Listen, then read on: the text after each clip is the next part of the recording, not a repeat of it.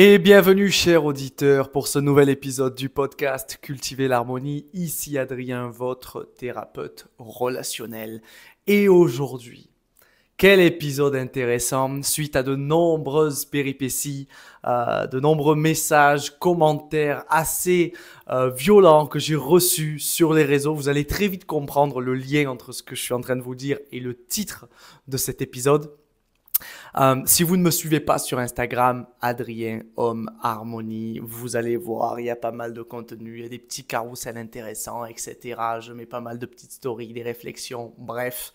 Et évidemment, du contenu pour arriver à impacter de plus en plus les hommes, surtout les hommes, d'accord, pour les aider à cultiver de meilleures relations avec les femmes. Et c'est sur ce point-là qu'on va venir aujourd'hui. Récemment, j'ai fait un réel qui a été sujet à un gros débat, beaucoup de clash. Je vais vous partager un peu les meilleurs commentaires, le top commentaire. Et comme vous le savez, à chaque fois, je fais des épisodes, pas en freestyle, mais je note des sujets sur lesquels je veux évoluer à travers ce podcast. Et j'envoie la sauce sans rien écrire ou quoi que ce soit et je partage un peu tout ça. Je trouve ça super intéressant et c'est beaucoup plus naturel. Et là, je cherchais en plus justement une idée de podcast pour cette semaine. J'ai pas eu à forcer, c'est tombé tout seul sous mon nez et je trouve que c'est en plus de ça un sujet que j'allais traiter tôt ou tard, mais là ça tombe bien parce que c'était un peu les planètes se sont alignées, tout s'est aligné pour pouvoir le traiter aujourd'hui. Aujourd'hui, de quoi on va parler? On va parler un peu de l'hypocrisie des hommes derrière leur insécurité qu'ils peuvent vivre face à une femme expérimentée au lit. C'est très précis et c'est un sujet extrêmement important parce que comme vous allez le voir, ça met énormément en réaction. Alors, quel était donc ce fameux réel qui a mis en réaction? J'ai mis un réel ou un truc très basique pour gagner en visibilité, etc. et toucher un maximum de personnes. Ou c'était, en gros, il me semble, le hook de la phrase, c'était continue à penser ça si tu veux avoir des relations pourries. Je sais plus ce que c'était exactement, bref, que j'ai mis. Et la phrase, c'était elle a trop de kilométrage au compteur. Alors, je pense que vous avez tous compris de quoi on parle. On parle évidemment des femmes qui ont eu beaucoup trop de partenaires au lit, qui ont un body count beaucoup trop important pour messieurs. Et suite à ce réel, donc qui explique en gros si on continue à penser et à voir les choses comme ça, on est en train de se créer un schéma de croyances très négatif et nocif pour nos rapports avec les femmes. Et à partir de là, j'ai reçu une masse de commentaires de fous, donc je vais vous en partager les meilleurs, évidemment, les pépites, pour vous montrer à quel point, on va aller voir, parce que sur le moment c'est drôle, mais on va aller essayer de définir un peu ce qui se passe profondément derrière ces personnes-là, et c'est ce qui se passe chez absolument tous les hommes. Absolument tous. On vit tous une insécurité tôt ou tard par rapport à l'expérience au lit d'une femme. Alors, je ne dis pas les mots, certains mots, parce que je vais encore être censuré ou quoi sur YouTube, donc je vais souvent dire au lit, désolé, mais au moins ça m'évite à chaque fois de faire des bips. Voilà. Premier commentaire, on a son passé 1 et la base de son avenir, elle ne mettra pas 10 secondes pour enlever sa culotte avec son collègue de bureau. On a, Adrien, t'es dans l'excès, t'es devenu un paillasson, ton honneur s'est perdu, ça t'aidera pas à trouver une femme bien. Tu racontes des conneries, mon grand. Inciter des hommes à s'en foutre du passé d'une femme, c'est très dangereux, t'es malade. Voilà, t'es un coach en carton, on devrait signaler ton compte. Ouais.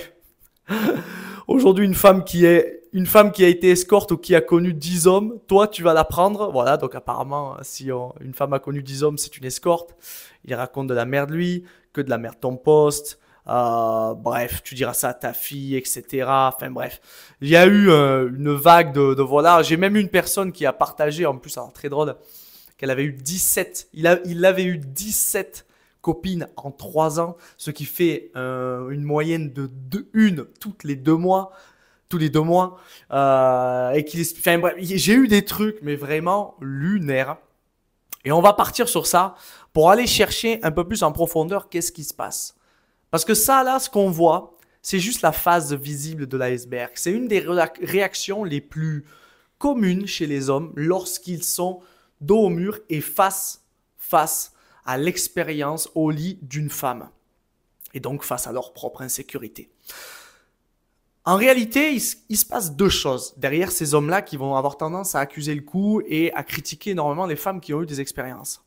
La première, c'est que ce sont des hommes, déjà d'une, qui ont peur du regard des autres. Dans pas mal de commentaires, j'ai pu constater, et c'est vrai que je le vois, qu'il y en a beaucoup qui ont honte de s'imaginer avec une femme qui a de l'expérience au lit et que les amis, l'entourage, des gens puissent le savoir. C'était un truc qui revenait souvent, où je voyais qu'il y avait des gens qui disaient « Ouais, si elle s'est tapé tout le village, qu'est-ce qu'on va dire de toi, etc. » machin. Et c'est super drôle, parce que c'est vraiment juste ça là, en tout cas, c'est vraiment juste une peur du jugement. Parce que ça veut dire qu'il y a certaines personnes qui vont certainement s'empêcher de peut-être vivre une vraie relation idyllique avec quelqu'un, juste parce que il y a des on-dit, il y a des gens qui ont dit ça, qui pensent ça, etc., etc. Qui je suis, qui tu es, qui sommes-nous pour juger un autre sur ce qu'il a fait, etc. Enfin, donc ça, c'était le premier point que j'ai pu relever. Et le deuxième qui est évidemment le plus important, c'était que ces hommes ont une peur bleue de ne pas être à la hauteur au lit avec ces femmes-là. Ça, c'est vraiment le truc numéro 1 qui pousse énormément d'hommes à adopter ce mindset de « il faut une femme qui n'ait pas eu trop de relations parce que sinon elle perd sa valeur, elle a trop de kilométrage et patati patata ». En fait, au-delà du fait qu'ils ont cette peur de la ils ont cette peur du jugement des autres, etc. Ils ont surtout peur de ne pas pouvoir satisfaire madame. Et ils ont surtout peur qu'elle compare et qu'il ne soit pas à la hauteur. Ce qui est quand même assez dingue parce que moi, j'aime toujours me mettre un peu à la place du truc et me dire « Attends, j'ai peur que cette personne compare, etc. Mais moi, qu'est-ce que je fais ? Si j'ai eu 20, 25, 30, 40, 50 relations au lit avec d'autres femmes, évidemment qu'on va avoir un réflexe de comparer. C'est logique, c'est normal. Donc, si moi, je me permets de le faire, pourquoi l'autre, elle n'a pas le droit de se permettre de le faire ? Pourquoi ma compagne n'a pas le droit de comparer ? C'est débile. Mais au final, c'est logique. Et surtout, cette comparaison-là, c'est pas ça le problème. Le problème, c'est ce qu'on en fait. Et il faut bien comprendre un truc.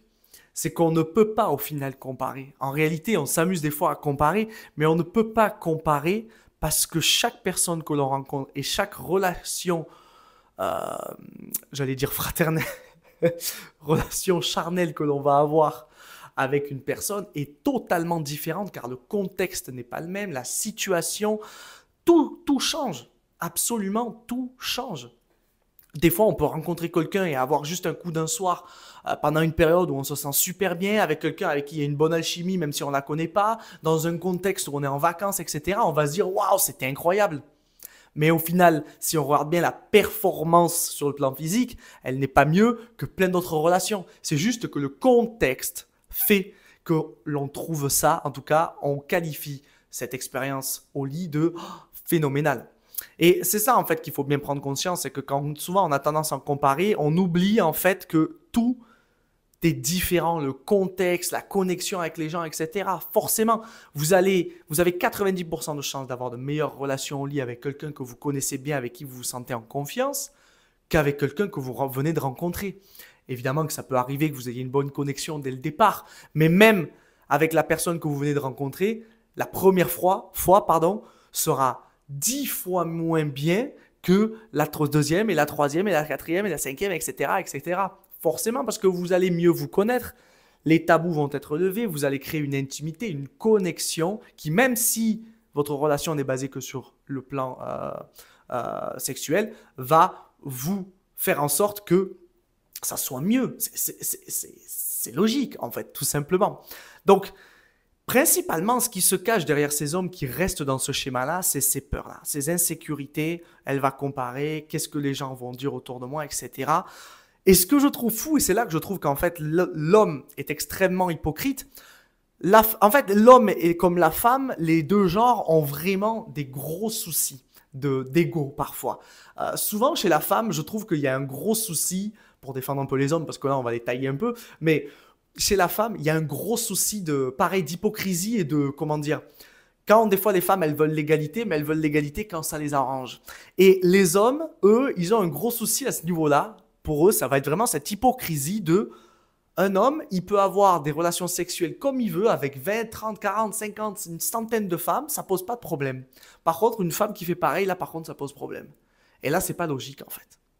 Quand je reparle du commentaire du mec qui m'a dit qu'il avait eu 17 copines en 3 ans, donc une tous les 2 mois, je me dis, mais en fait, c'est lunaire. Parce que si on part de ce principe-là, moi, je suis une femme, je me mets pas avec un mec qui a eu 17 relations en 3 ans. C'est-à-dire qu'il a changé tous les 2 mois. Je me dis, il a un souci, ce mec, c'est pas possible. Donc, si on part dans ce principe-là, ben, à l'inverse, aucune femme ne devrait se mettre avec un homme parce qu'il aurait trop de body count, en fait.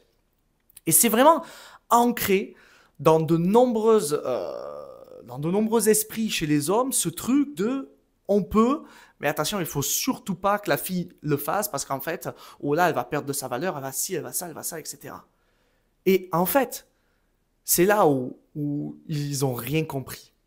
C'est là où beaucoup d'hommes, en fait, vont droit dans le piège, ils tombent dans le panneau, parce que qu'est-ce qui se passe avec ces hommes-là?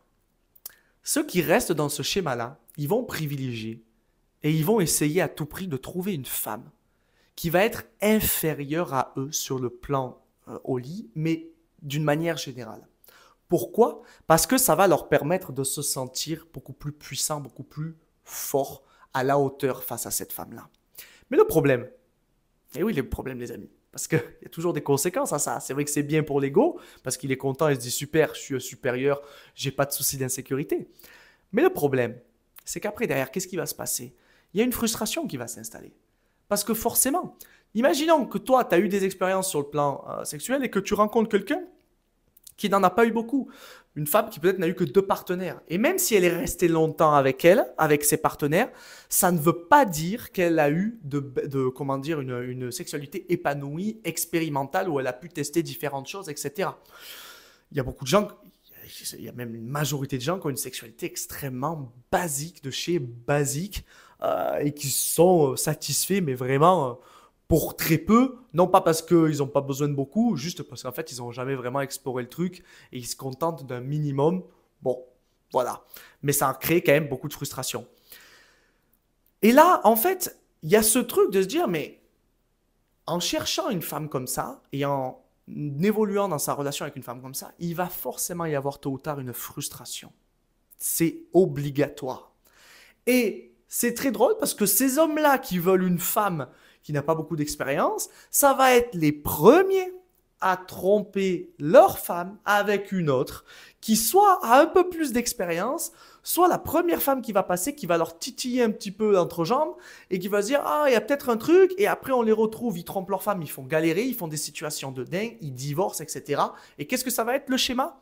Toujours le même. On va mettre la faute sur la femme. Ouais, c'est ci, ouais, c'est ça, nanana. Non, à un moment donné, messieurs, si vous voulez jouer la carte de l'homme à 100%, soyez un homme à 100%. Un homme qui prend ses responsabilités et qui assume derrière. Vous voulez être sûr de vous régaler avec quelqu'un au lit, etc. Trouvez quelqu'un qui a de l'expérience.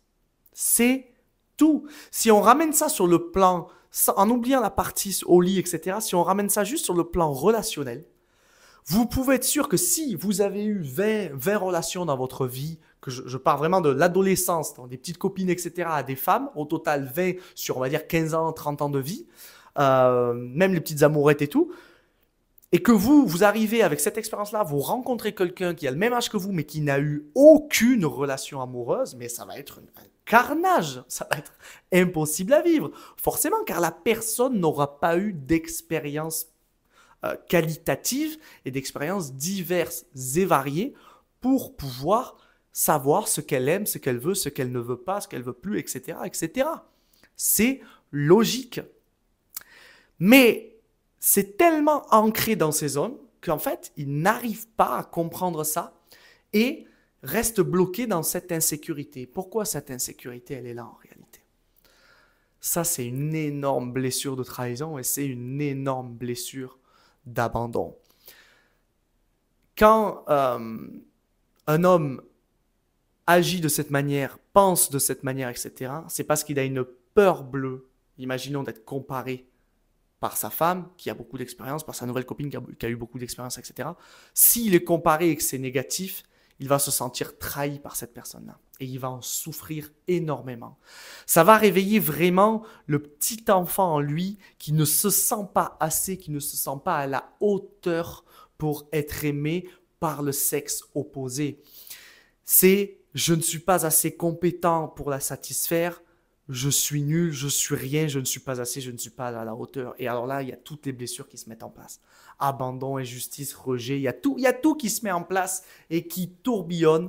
Et c'est tellement douloureux que l'ego de ces personnes-là a développé une blessure de trahison qui est énorme et qui a développé également cette croyance de il faut une femme qui n'ait pas beaucoup qui ait pas eu de beaucoup de partenaires, etc. pour qu'au moins comme ça, je suis sûr d'être capable de la satisfaire, etc. Sous prétexte de, soi-disant, elle perd sa valeur et tout, elle perd pas sa valeur et tout ça, c'est des prétextes évidemment. La réalité, c'est qu'ils ont peur justement de ne pas être à la hauteur. Et tout ça là, cet ego, en fait, il veut les protéger. Donc tous ces hommes que je vous ai cités au début qui m'ont envoyé des messages de fou, ils sont dans une souffrance qui est telle que leur ego prend le dessus. Et pour les protéger, c'est ça qui est triste. Alors moi, des fois, j'en rigole un peu. Des fois, je vais au clash un peu parce que ça permet aussi de faire bouger les choses. Des fois, on a besoin d'une grosse claque un peu dans la gueule, vulgairement, pour prendre les choses un peu, comprendre les choses. Mais dans la finalité, moi, ce que je vois derrière, c'est une souffrance qui est telle qu'elle pousse ces hommes-là à adopter un comportement qui est très nocif au final pour les relations. Donc, qu'est-ce que là, actuellement, c'est quoi la solution là-dedans? C'est quoi la solution? Parce que l'objectif, oui, évidemment, c'est de ne pas avoir peur d'avoir une fille expérimentée. Parce qu'avoir une fille expérimentée avec soi, forcément, ça sera beaucoup mieux sur le plan sexuel, etc. Forcément. À un moment donné, il faut arrêter de se leurrer. Même là, tu peux prendre quelqu'un qui a regardé tous les sites que tu veux, coquins, etc., depuis son enfance, qui a fait plein de trucs, etc., mais qui n'a pas eu une seule expérience au lit, ça va pas être la maestra du lit, quoi. Donc, à un moment donné, que ce soit chez les hommes comme chez les femmes, c'est pareil pour les hommes. Un homme qui n'a pas eu d'expérience, ou alors qu'il en a eu une ou deux, il y a de fortes chances qu'il ne soit pas très expérimenté parce qu'il n'a pas pu diversifier. C'est normal, c'est logique. Si je prends une comparaison avec la boxe, par exemple, tu ne deviendras pas le meilleur boxeur en gardant tout le temps le même sparring partner. Qu'est-ce qu'ils font tous? Ils tournent, ils vont dans diverses salles, ils s'entraînent avec d'autres personnes pour voir d'autres techniques, tester des nouvelles méthodes, s'entraîner avec d'autres personnes, avoir de nouvelles sensations, etc.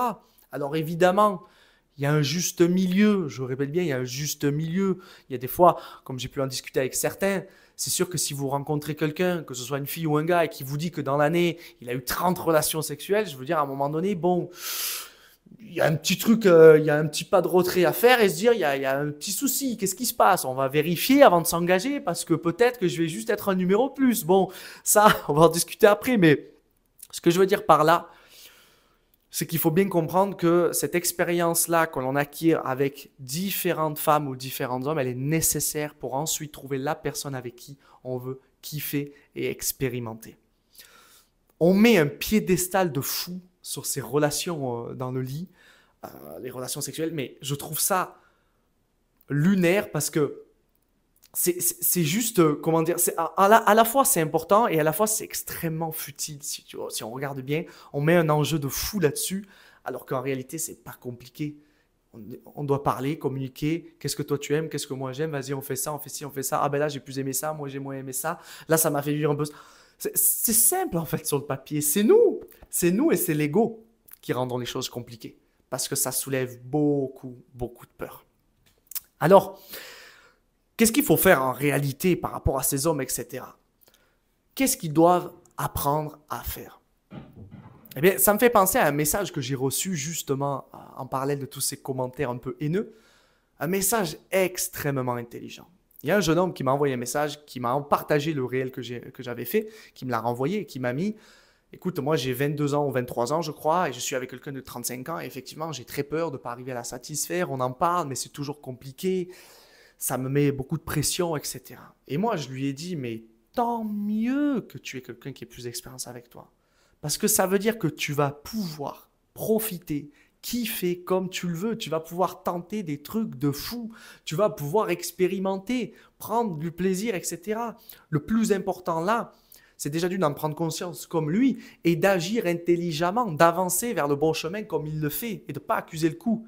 Parce que le premier réflexe que les hommes vont avoir face à ce genre de femme, c'est de se barrer. Lui, il a été intelligent. Il voit les choses autrement. Il veut rester avec cette personne-là. Il vit cette peur. Mais comment il va réussir à la gérer? Il faut bien comprendre un truc, c'est que tous les hommes vivent ça. Tous, absolument tous. Même le plus confiant sur ses capacités au lit va vivre de l'insécurité face à une femme qui va être expérimentée, etc. La différence qu'il va y avoir après derrière, c'est comment on va gérer cette insécurité et qu'est-ce qu'on en fait. Là, ce qu'il faut faire, c'est déjà d'en prendre conscience de cette insécurité-là. Ensuite, ça va être de se rassurer, de désensibiliser, de lâcher du lest, de réduire l'enjeu qu'il peut y avoir derrière ces relations-là. J'ai eu une expérience de ce style où j'avais rencontré une femme qui était assez expérimentée et pendant un moment, en plus c'était une période où j'avais des gros problèmes de santé, alors ça ne jouait pas parce que j'avais très peu d'estime de moi. C'était compliqué, c'était très douloureux. Et derrière, il y avait son expérience qui venait là. En plus, elle en jouait beaucoup parce que c'était quelqu'un qui cherchait énormément la validation des hommes par rapport à ses compétences au lit. Donc, j'ai eu le pic de la montagne. Là. J'ai vraiment eu le top of the top là, pour m'entraîner. Et au début, ça a été compliqué parce que j'avais ce truc-là. Cette peur de ne pas être capable de satisfaire la personne. Et plus j'avançais dans le temps, plus je m'étais rendu compte que cette personne-là, elle l'avait aussi, au même niveau que moi, parce qu'il y a toujours un miroir. Et qu'est-ce qui s'est passé? J'ai commencé un peu à juste observer ce qui se passait et me dire, ok, mais moi, je veux quoi? Mais moi, en fait, je veux kiffer avec cette personne, c'est tout. Je veux prendre du plaisir et je veux lui en donner, mais je veux en prendre aussi. Je veux qu'on kiffe à deux. Donc, j'arrête de me concentrer sur tout ça. Je viens comprendre, chercher, accueillir cette partie de moi qui a peur, un truc de fou, de ne pas être capable de satisfaire la personne. Et je vais vers ce que je veux, c'est-à-dire prendre du plaisir, kiffer avec ma partenaire. Et au plus j'arrivais à faire ça, au plus petit à petit, j'arrivais à mieux me sentir confiant, à prendre du plaisir. On partageait de plus en plus ce qu'on voulait, etc. Et je m'étais rendu compte qu'en fait, je kiffais pas parce que j'arrivais pas à la faire kiffer. Et elle ne kiffait pas parce qu'elle voyait que je kiffais pas non plus. Et en fait, on était dans un cercle vicieux de fou où chacun s'oubliait en fait, au final. Mais c'était nocif parce que du coup, la relation était nulle. Elle était nulle. Et à partir du moment où on a commencé à lâcher ça, et elle à se concentrer plus sur son plaisir quand on faisait quelque chose, et moi de même, c'est là en fait que chacun en a kiffé et qu'on a pu commencer à vraiment s'épanouir. Et ça a été une des relations, même la relation où j'ai eu la meilleure connexion sur ce plan-là, clairement. Parce que j'avais de l'expérience, parce qu'elle en avait, et qu'on a réussi à mettre nos deux égos de côté pour pouvoir justement kiffer à deux. Et quel plaisir, quel soulagement de pouvoir évoluer sur le plan du lit, etc., avec sa partenaire sans pression, sans stress, en étant ouvert aux choses, en expérimentant, en changeant, en variant, en kiffant. Waouh, ça fait du bien. Et je me suis rendu compte qu'au final, aujourd'hui, je ne connais pas un couple qui était dans cette situation que j'avais là. Clairement, tous les couples vivent des frustrations et des problèmes sur ce plan-là. Et je pense qu'il serait grand temps, à un moment donné, de pouvoir avancer là-dessus et de se libérer et tout simplement de kiffer, de se connecter avec sa partenaire. Donc, comme le message que j'ai reçu, le plus important, c'est d'en prendre conscience et de laisser de côté cet ego qui veut nous protéger et de lui dire que c'est pas grave, même si le pire arrive, que je ne suis pas assez puissant pour pouvoir avoir une relation avec elle sur le moment, qu'il se passe ci ou qu'il se passe ça. Ce n'est pas la fin du monde. Ce n'est pas la fin du monde. Ce n'est rien. C'est juste un petit passage à passer. Une fois qu'après vous avez passé peut-être ce cap-là qui est un peu difficile, vous allez vous sentir mieux de plus en plus. Ce n'est pas la fin du monde. Je sais que c'est terrible chez les hommes parce que ça vient toucher, mais vraiment à la plus grosse peur des hommes. J'en ai parlé dans une vidéo précédente. La plus grande peur des hommes, c'est de ne pas se sentir capable d'être l'homme pour sa femme, de ne pas se sentir capable de satisfaire madame. Et ça, c'est un truc qui réveille énormément de peur chez les hommes. Et le rapport au lit, sur le plan charnel, c'est l'ultime consécration là-dessus. Surtout qu'en plus, avec tous les enjeux de société, les critiques, etc., la guéguerre un peu entre les hommes et les femmes, comme j'ai expliqué dans un précédent podcast, tout ça vient réveiller encore plus les peurs. Et c'est ça qui fait que ça met énormément la pression. Mais le jour où vous allez réussir à lâcher cette pression, le jour où vous allez arriver et que vous allez partager avec à votre partenaire que vous avez peur, vous avez envie de kiffer, mais que c'est compliqué, c'est là que tout va changer. Et je vais finir, je viens d'y penser maintenant par une anecdote qui est un exemple parfait de ça et qui m'a changé ma vie là-dessus.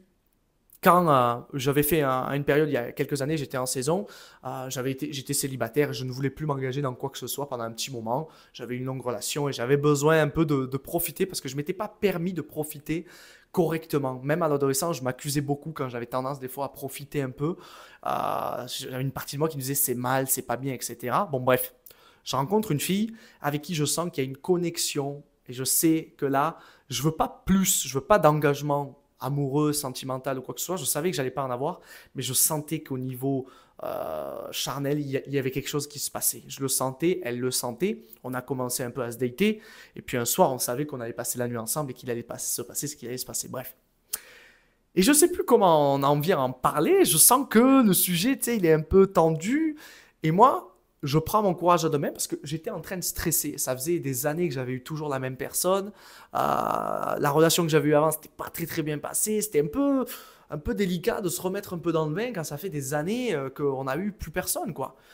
Et je lui partage ça et je lui partage en fait la peur que j'ai peur de pas, non pas de pas arriver à la satisfaire, mais de pas arriver à kiffer avec elle, qu'on n'arrive pas à kiffer ensemble.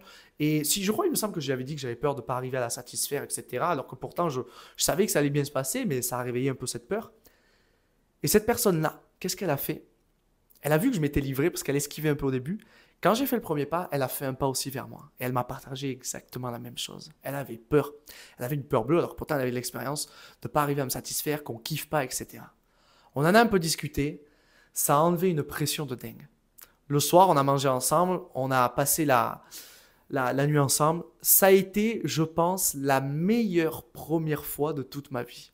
Clairement. Et au final, je crois qu'on avait même fait plusieurs fois dans la nuit. Bref, ça s'était super bien passé. J'avais kiffé. Et en fait, quel soulagement de pouvoir juste prendre ce plaisir-là avec cette personne, de partager cette connexion sans pression, etc. Parce qu'en fait, on s'en était libéré juste avant, en discutant par message, pas de face à face, parce que c'est toujours un peu délicat. Et waouh, je me souviens que j'avais adoré. C'était la première fois qu'une première fois se passait aussi bien. Il y avait eu d'autres fois où ça se passait bien, mais là, c'était comme si cette personne, je la connaissais déjà, comme si je la connaissais depuis X temps, que j'avais déjà eu des relations et tout. C'était tellement plus facile. Quand on ose partager, qu'on ose se montrer vulnérable, la connexion, la relation, elle passe à un stade supérieur. Lorsque vous serez capable de partager à votre nouvelle copine, votre nouveau date, etc., ces craintes que vous pouvez avoir, etc., c'est là en fait que les choses switchent et que la relation elle passe à une nouvelle étape. Et je vais vous dire un truc pour les plus sceptiques, parce que je sais qu'il y en a, et je vais finir par ça, qui se disent oh non, il ne faut pas partager ce genre de choses, parce que sinon elle va croire que je suis faible, elle va me juger, elle va se dire, etc. Je vais vous dire un truc. Si demain vous rencontrez une femme et que vous osez partager, que vous avez envie de prendre du plaisir avec elle, etc., mais que vous avez peur un peu, que vous avez peur de ne pas la satisfaire, que vous aimeriez savoir un peu ce qu'elle aime, etc., patati patata, et que vous voyez que cette personne-là, elle vous envoie un peu bouler. Elle est dure, elle n'est pas accueillante, elle n'est pas compréhensible, elle est fermée ou que, comment dire, qu'elle a un côté un peu, je sais pas moqueur, mais un peu supérieur ou autre, un peu gênant. Je vais vous dire un truc, ne perdez pas votre temps avec ce genre de personne-là. Ça ne sert à rien. Parce que ce genre de personne-là, ici, vous n'allez pas pouvoir évoluer sainement. Vous allez plus vous détruire qu'autre chose. Vous allez devoir faire une prouesse alors qu'il n'y a rien à prouver dans les relations charnelles. Il y a juste à expérimenter, à kiffer. Waouh, quelle belle phrase de fin pour cet épisode de presque 30 minutes. Bref, j'avais beaucoup de choses à dire. J'espère que cet épisode vous aura plu. N'hésitez pas à le partager. Envoyez-le à des amis si vous voyez qu'ils sont dans cette situation-là, qui peuvent vivre des difficultés ou autres. N'hésitez pas à me suivre sur les réseaux sociaux, Adrien Homme Harmonie sur Instagram. Envoyez-moi un petit message privé. Comme je vous l'ai dit dans cet exemple, je réponds avec plaisir. C'est vraiment un gros kiff pour moi de pouvoir guider au maximum les hommes et de les aider en fait à se libérer de ces schémas-là. Parce que malheureusement, si on reste dans ces schémas-là, on n'aura jamais de relation épanouie avec les femmes. C'était Adrien pour le podcast Cultiver l'harmonie et je vous dis à la semaine prochaine pour un nouvel épisode. Bye bye.